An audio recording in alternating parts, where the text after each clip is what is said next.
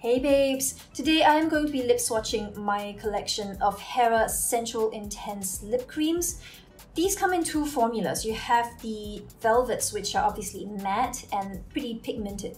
And then you have the glazes, which are what I consider medium pigmentation, but also buildable depending which shade you get. And these obviously have that glossy, lacquered sheen, and they behave a little bit more like a cross between lipsticks and lip glosses. There are a total of 18 shades in the collection, 9 matte, 9 gloss, and I didn't manage to get hold of a full set of the glazes, so I have 6 of the 9 to swatch for you today, but I do have a full set of the matte, so you'll get to see the whole collection. Just for a quick comparison with the original Sensual Tints from HERA, this is the original formula lip cream that they came out with a while back. These are a very lightweight gel cream with very good pigmentation, so they dry or set to a sort of second skin-like finish. They are not transfer proof, but they do last pretty well. And what I like is they give pigmentation without too much texture on the lips. So if you want that skin-like finish, you don't want either a matte or very glossy texture, then these are the way to go, and they are very comfortable to wear. I really like these. I do find that the product naming is slightly misleading, especially for the glazes, because these do not necessarily have more pigmentation or intensity than the original Sensual Tints, even though they're called Sensual Intense. So think of it more like a play on textures rather than an intensity of pigmentation. So when they say Sensual Intense, you have Sensual Intense Shine, and you have Sensual Intense Matte. I'm just gonna come straight out right now and say that I really enjoy both of these new formulas. The glazes go on really light. They are not filmy and not too thick feeling. They're not sticky. They don't gunk up in the corners of your mouth and give you weird little clumps of product there. They are very buildable. They go on slightly sheer, obviously, because they are a little bit more like a gloss, but you can build them up, and with a lot of these more intense shades, you get this very beautiful color payoff, which might surprise you considering they are glazes.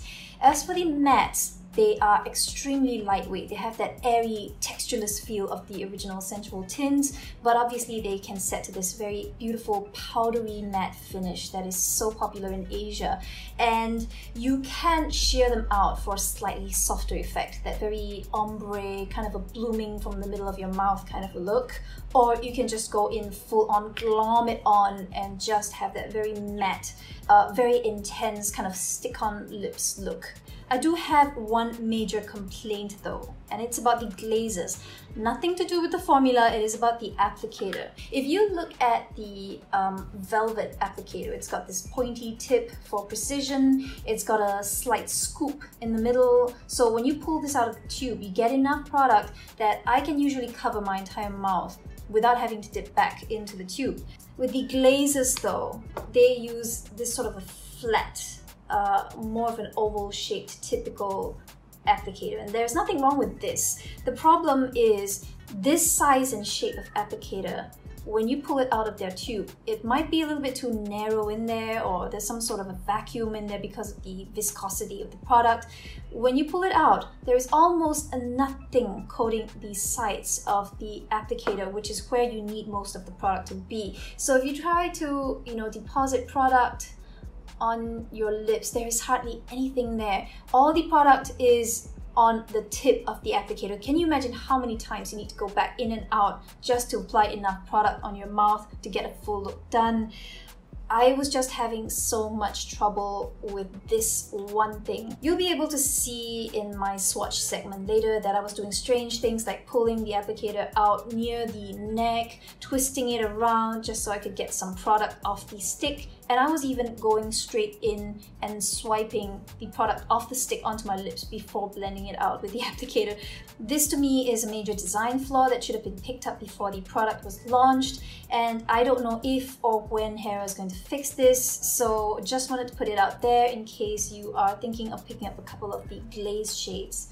Two reminders for shoppers. One, the packaging really distorts how the pigments appear inside the tube, so definitely swatch these, because you'll see in my swatch segment later that a lot of times the color that's on my mouth is completely different from what you'll see in the tube, so don't just blind buy based off what you see in the package. Number two, if you wear these sheer, it can appear very, very different from when you wear them built up. So I am wearing shade 131 on my lips. Right now, it looks like an MLBB, my lips with better color here.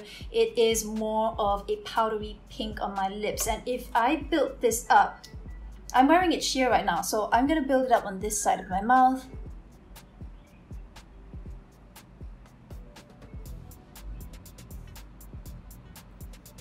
You get a very, very different look when you wear this full on to when you wear it sheared out with a finger. So I like this because it gives me many different look options with just one tube of product. But if you are a newbie to it and you are wondering why the tube that you bought doesn't quite look like it did on my mouth, this might be why.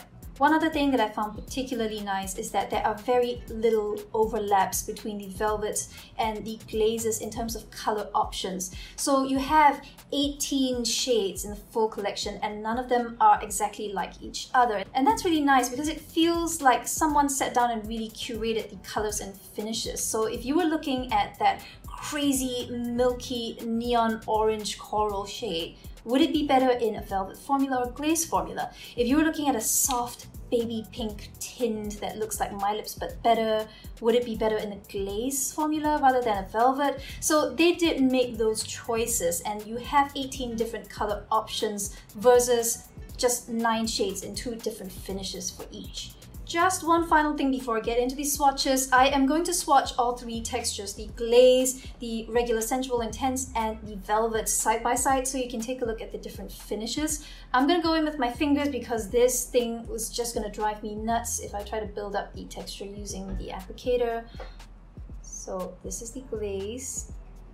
So it goes on very, very shiny. And you can see it's pretty darn pigmented. Of course, some of these softer colors would be a lot more sheer than this, but this is 319, they're red. I'm going to be comparing 3 reds side by side. This is the more satin regular formula. Again, you can see very good instant payoff, but low sheen, very, very pigmented. And then the last one is the velvet. And I'm gonna do 339.